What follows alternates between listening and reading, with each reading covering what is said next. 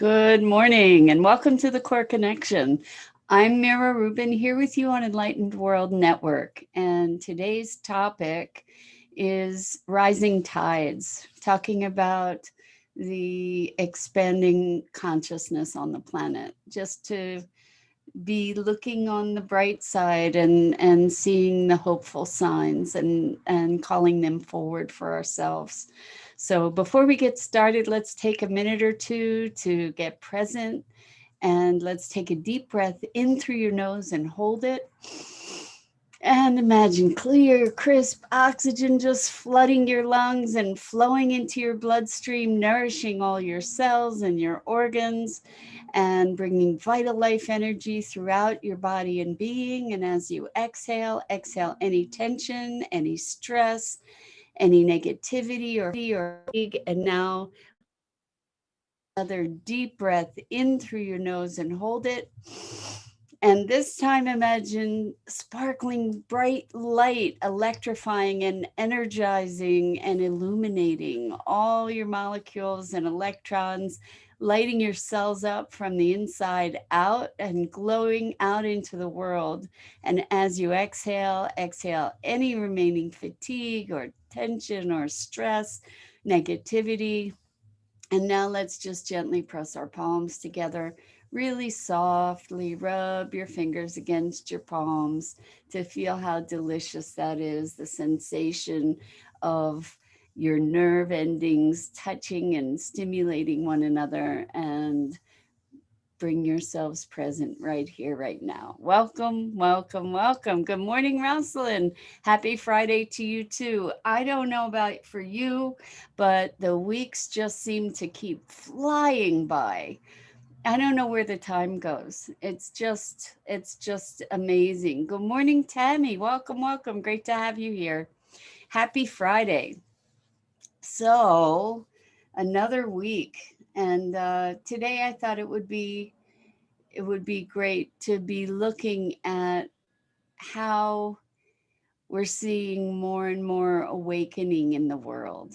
You know, it's springtime, so nature is waking back up. But I think we get to see that humanity is waking up, and that awakening is happening at an accelerated pace. I don't know if it's because of the vitality of spring that I'm aware of this at the moment, but it feels hopeful, that there's so much going on in the world, and certainly there are many things to be looking at with concern or upset. But good morning, Robert. Welcome, welcome. But we've been speaking this week about breakdown and breakthrough, really, and how oftentimes, right on the verge of a massive breakthrough, that's when we see what looks like massive breakdown. And the last throes of old behaviors trying to reassert themselves and gain new traction. And in fact, it's often these moments of upheaval that are harbingers of profound change. And it's not that there's any event that I'm alert to that fits in the category of harbingers for change or massive breakdown or massive breakthrough for that matter. But I just feel it. I don't know if you have a similar sensation, but like waking up with this sense of hope for the world and redemption. Like that we get to we get to solve these crises that are threatening our existence. That this is just being faced with such a monumental challenge is making humanity rise to a whole new level of engagement and participation and evolution. And it's kind of like evolve or die. And I think we're rising to the challenge, So rising tides, they say rising tide raises all ships, right? So my awareness is that ideas and awarenesses and awakenings that have been simmering for centuries even are coming to fruition now, that this is our time, that we can do this thing, and not only can we, but we are. And that humanity, that there's hope, that there's hope for humanity, that we are awakening. And there are lots of examples of this, but if we think about, just for instance, yoga.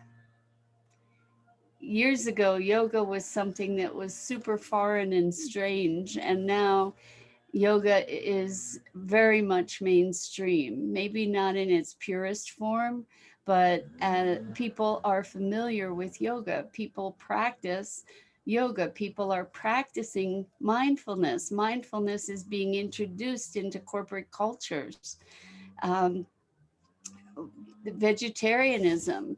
When I was a kid, I was, I don't know, maybe 13 or 15 when I first went vegetarian. And at that time, an iceberg lettuce wedge and canned string beans were considered a vegetarian meal.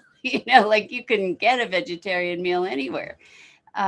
So we're seeing the rise of so many positive things that are becoming more and more mainstream, more and more part of popular awareness and culture. We are aware of recycling, although recycling is kind of a way to divert our intentions, because it's not particularly effective. The recycling of plastics is not very effective, but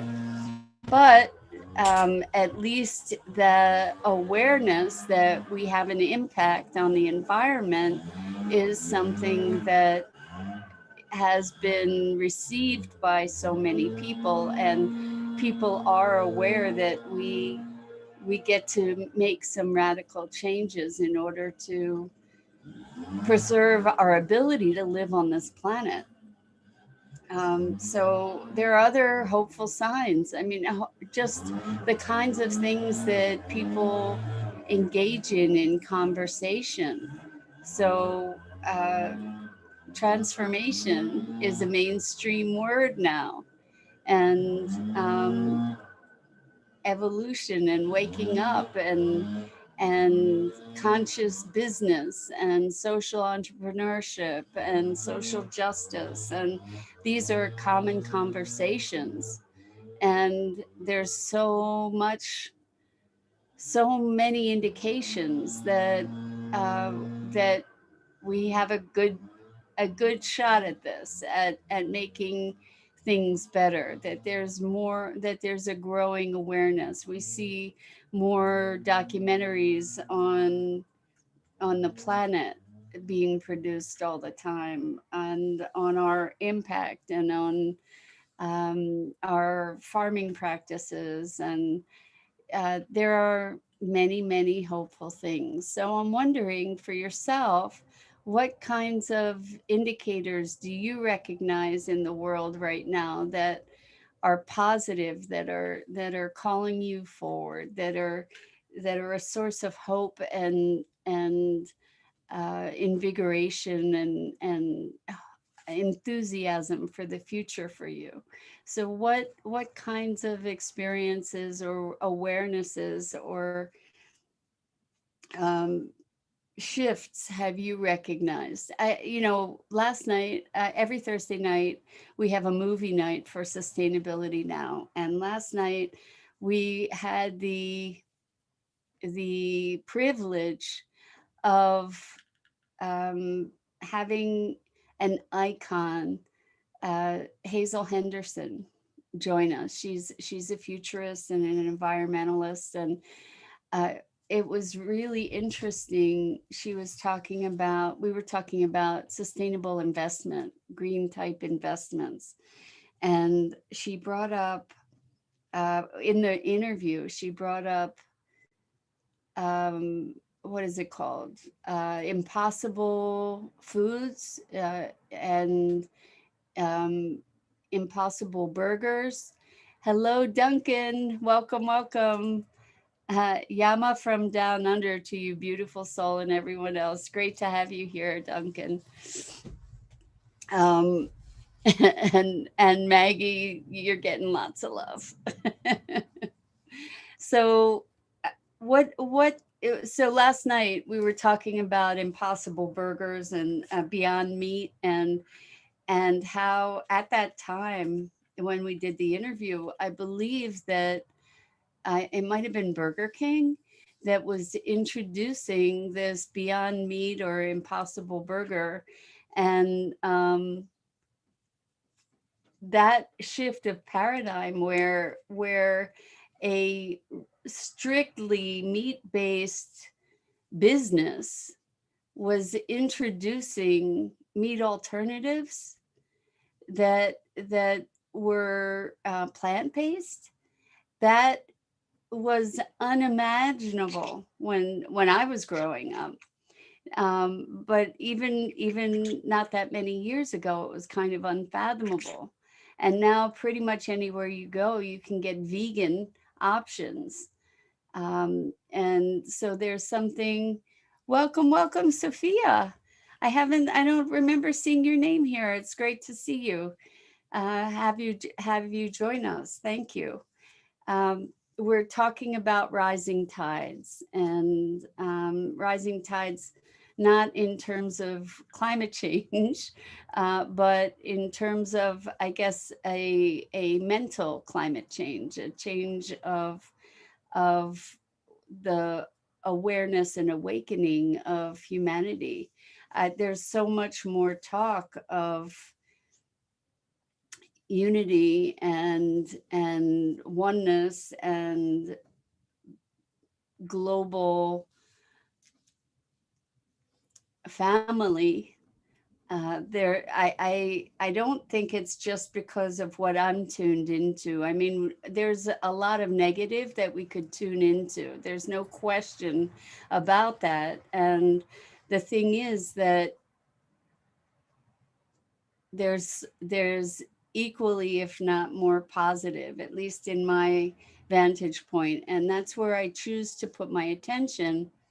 And I think the more we put our attention on the positives and the possibilities, the more we can propagate them. So Sophia says, yes, I have attended many of your sessions and watch your reply. You have been interviewed on EWN. Love this community. Thank you, Sophia. So wonderful to have you engaging with us. That's awesome. And Robert says, when I was working at the cafe, we had burgers on the menu. And one time we had a customer who asked for a burger without the meat. We were all a bit confused, but that made the manager introduce vegetarian burgers. Brilliant. Yes, that's awesome. I'm still waiting. It looks like Starbucks has introduced more vegan alternatives, but they haven't figured out that they need to have a vegan and gluten-free option. But even Starbucks, how awesome is that? Rosalind says, I know a couple of people looking for a puppy. It's surprising that there are no puppies, which might be attributed to the pandemic. So it's nice to see that there are less animals stuck in a shelter. Yes, that I have to confess that hasn't been on my radar, but absolutely to have, interesting to be thinking about this time of COVID and people in isolation, and maybe they have turned to pets to have that companionship and camaraderie. There's certainly something magic and wonderful about animals. I think animals are the best people on the planet. So Duncan says, need to introduce vegan menu in schools and hospitals. No joke. So my mom is in the hospital. She may be getting released today. And I was looking at the food and the way that the food is delivered. First of all, there's not much in the way of um, any kind of uh, awareness around sustainability. I think. I mean, they're still serving things in styrofoam cups, and everything is packaged in plastic. And at least the silverware is not disposable. The silverware was real silverware, so that's something. But ice cream and I think she's on a low sodium diet. I think that they might have vegetarian options in the hospital. You would think that they'd have to at this point. But thank you, Duncan, and thank you all for the wishes for my mom. She seems to be doing better. She's 90 years old. My mom still drives herself and lives by herself and is quite mentally astute still. So, yeah, she's pretty remarkable in that regard. Uh, but thank you, Robert. And as Sophia says, we have those options in Sweden, vegetarian or vegan menu in schools and hospitals. Actually, Duncan, I was thinking vegetarian, but as you say, vegan, that makes a whole big difference because so many institutions think that, dairy is the way to go when there's no meat. So, yeah, interesting options. But the fact that we can even be conversing about the distinctions between vegetarianism and veganism, and everybody understands that's pretty remarkable. And people can be vegetarian and vegan without being considered like treated like they're from another planet. So there's more and more awareness of the way that we care for or don't care for animals. There's more and more awareness of um, the meat industry and how and the abuses, and also greater awareness of how we farm, and wonderful solutions coming up that that give me hope. I'm wondering what else do you recognize in the world that you find hopeful, that is an indicator of our global evolution? Do you have any other examples of things that you're seeing that give you reason to feel that we're going in the right direction? Let's see what else. I've when I hear people that are not as that are not involved in the intentional process of awakening or evolving, when I hear people that are more shall I say, I don't know, mainstream. I'm talking about all these things going mainstream, but people that are more conventional or mainstream, talking about um, planetary issues, that gives me hope. When I hear people that I wouldn't expect to be voicing concern or taking action in helping to preserve the world going forward, that gives me hope. When I see,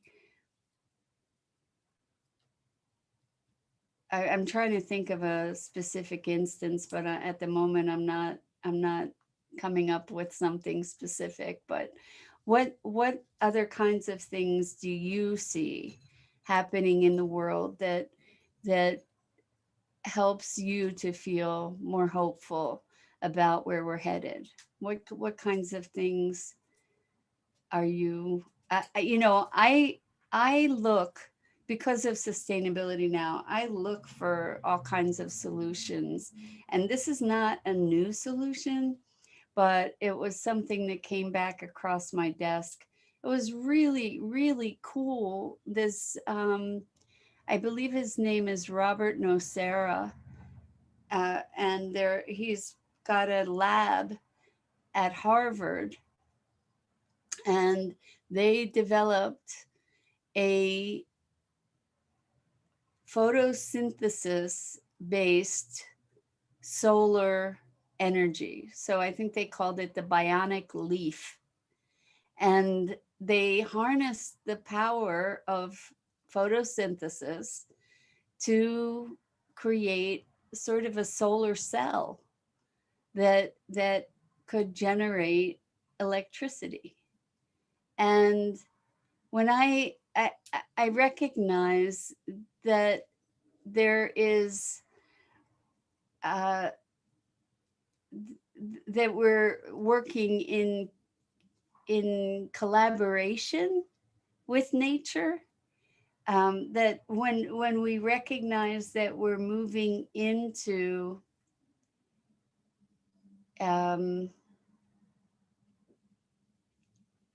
into greater alignment with nature, and a reverence for nature and nature's processes, that gives me hope.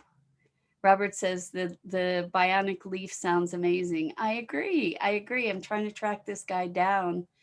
I made a call and left a message, but I get to follow up on that to see if I can interview him, to learn where we are with this process. The technology was bought by another company, and what happens sometimes with these breakthrough technologies is that they get purchased so they can be shelved. And I just want to see all these wonderful technologies come off the shelf and into the mainstream. There's another company that I've been following for several years called Solar Roadways, and they're doing such cool stuff. They created these tiles that are, I think that they're glass, I think, or maybe it's some kind of resin. I don't know. I think they're glass, but they're these tiles, solar tiles that have LED connections inside, so they can be programmed. They're laid down on roadways, on buildings, on paths, on parking lots, all these surfaces that are always exposed to the sun. And then they collect solar energy. The one of the things that is an outcome, that I believe they were talking about, is to be able to have electric cars driving on these roads and just automatically charging from driving on the roads. And the roads can be kept warm, so when there's snow, there's no accumulation of the snow on the road, and therefore we wouldn't have to be salting the roads and having all that heavy equipment that would be damaging the roads, and the salt erodes the roads, and uh, we wouldn't be having the fossil fuel based macadam. I believe it is fossil fuel based. You might correct me on that. Anyway, just really cool stuff. And I'm also, one of the things that's most hopeful to me is the shifting paradigm around economy and recognizing that this idea of GDP and the perpetual growth machine that has driven our world into this place of perpetual production without necessarily improved value. Um, so shifting that paradigm toward a circular economy and this idea of Donut Economics by Kate Rayworth is talking about an an economic picture that actually, what a concept, takes natural resources and human welfare into consideration rather than just dollars and cents and production and volume. So these things are all tremendously hopeful for me. And Robert says, excellent. Technology used properly can benefit humanity greatly. Exactly, exactly. We have a lot of tremendous, practically magical capacities and capabilities. We just need to redefine the context within which we apply these things, right? And Duncan says, won't have to dig into Mama Earth. Yeah, wouldn't that be great? Is to find solutions that aren't based in extractive practices, right? So I encourage you today to be looking for the things that are hopeful, look for the signs of hope, and allow yourself to celebrate our evolution. And yes, there's more. Yes, there's more, and it's going to take some time, but let's accelerate the goodness. Let's put our attention on expanding the possibility and expanding uh, the positiveness that we do have the capacity for. So Maggie's flying around. You can see my bricks moving. So Maggie